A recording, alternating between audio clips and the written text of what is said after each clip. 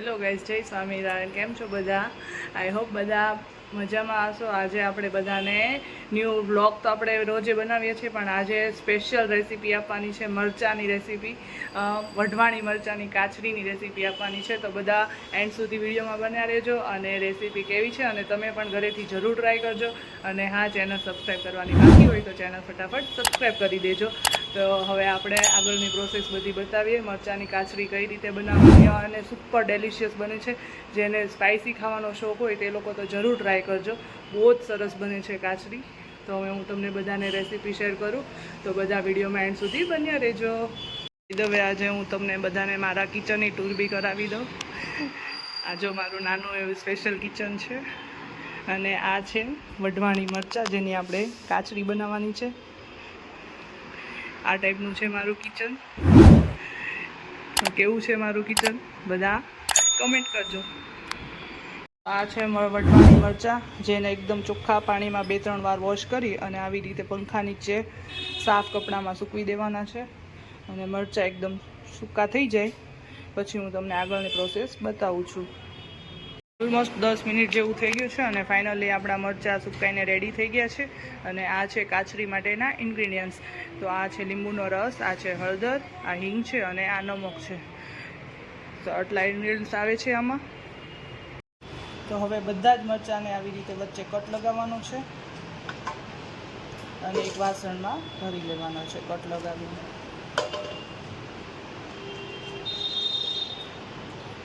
Proper cut લગાવવાનો છે વચ્ચે, જેથી કરીને આ જે બધા મસાલા છે તે અંદર જઈ શકે.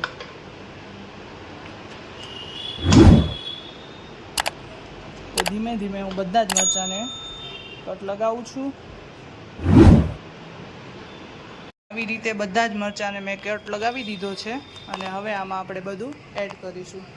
તો પહેલાં આપણે તો સ્વાદ પ્રમાણે મીઠું એડ કરીશું, પછી હળદર પાવડર, હિંગ, સ્વાદ અનુસાર તમે બધા લઈ શકો છો, અને લીંબુનો રસ. આ પણ તમે સ્વાદ અકોર્ડિંગ, જેને વધારે ખાટું ભાવે તો વધારે એડ કરી શકે છે. અને આને હવે પ્રોપર આપણે હલાવવાના છે. આવી રીતે બધા જ મસાલા એકદમ પ્રોપર મિક્સ થઈ જાય એવી રીતે હલાવવાના છે.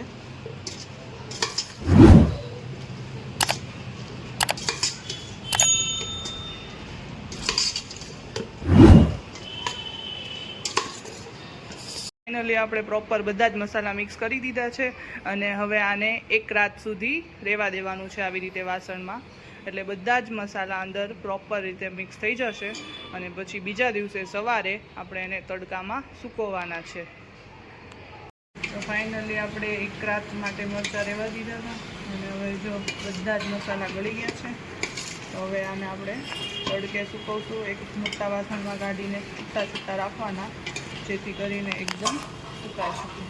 તો બધા જ મરચાં આપણે આવી રીતે ડીશમાં કાઢી લઈશું અને તડકે મૂકી દઈશું. અને એને તડકે 2-3 દિવસ માટે સુકાવા દેવાના છે. અને પ્રોપર એકદમ ક્રન્ચી થઈ જાય ત્યાં સુધી સુકાવા દેવાના છે. તડકો આવે ત્યાં સુધી તડકે રાખવાના અને રાત્રે ઘરમાં લઈ લેવાના અંદર. પછી પાછો બીજે દિવસે તડકો નીકળે ત્યારે પાછા મૂકવાના. એવી રીતે 2-3 દિવસ માટે આપણે એને પ્રોપર તડકે રાખવાના છે. તો આવી રીતે બધા જ મરચાંને ડીશમાં કાઢી લીધા છે અને હવે આપણે એને તડકે મૂકી દઈશું. અહીંયા તડકો આવે છે અમારા ટેરેસ ઉપર. 500 ગ્રામ મરચાંની 2 ડીશ ભરાણી છે. હવે 2-3 દિવસ આને સુકાવા દઈશું અને પછી એની પ્રોપર કાચરી બની જશે. ફાઇનલી 1 વીક તડકે રાખ્યા પછી આપણી કાચરી રેડી થઈ ગઈ છે. જો એકદમ ક્રન્ચી થઈ ગઈ છે. આવી રીતે અવાજ ઉપરથી તમને ખબર પડી જશે. એકદમ આવી ક્રન્ચી થઈ જાય ત્યાં સુધી આપણે તડકે તપાવવાની છે. વ્યવસ્થિત તડકો હોય તો 3-4 દિવસમાં તપી જાય છે, પણ વચ્ચે વરસાદ આવી ગયો હોવાથી 1 વીક જેવો સમય મારે લાગ્યો હતો. હવે હું તમને બધાને આ કાચરી ફ્રાય કરીને બતાવીશ.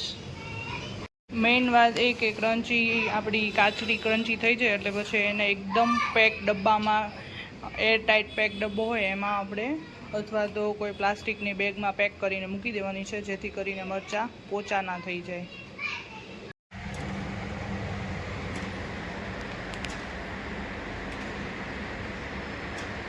આવી રીતે બધી જ કાચરી એકદમ ધીમો ગેસ રાખી અને આવી રીતે ફ્રાય કરી દેવાની છે.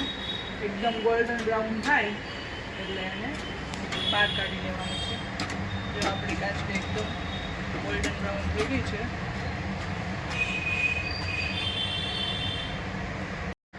તો ફાઇનલી આપણી તીખી તીખી કાચરી રેડી છે.